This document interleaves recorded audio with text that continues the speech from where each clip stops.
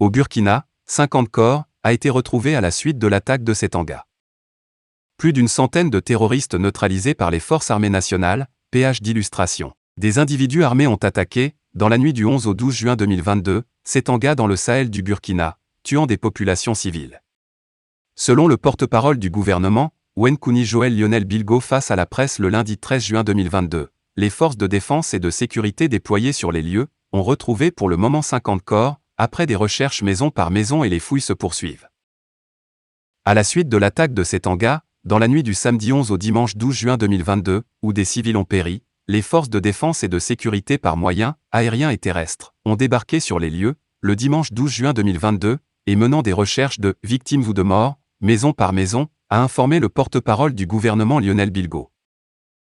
Selon M. Bilgo, les recherches ont permis pour le moment de retrouver 50 corps, dont 5 à l'entrée de Setanga, déclarant que les recherches se poursuivent.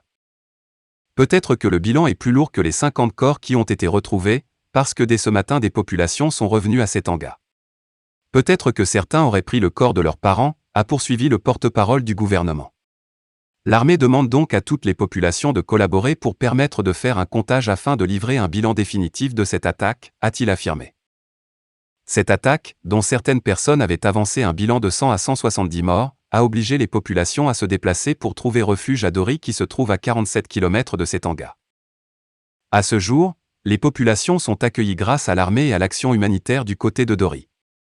Tous ceux qui avaient besoin d'assistance humanitaire et ceux qui avaient besoin d'assistance alimentaire ou autre ont été pris en charge, a fait savoir le porte-parole du gouvernement Lionel Bilgo, informant que une cellule psychologique a été positionnée du côté de Dori pour accompagner ses victimes.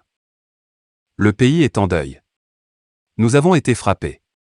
Mais je vous assure que l'armée fait tout son possible.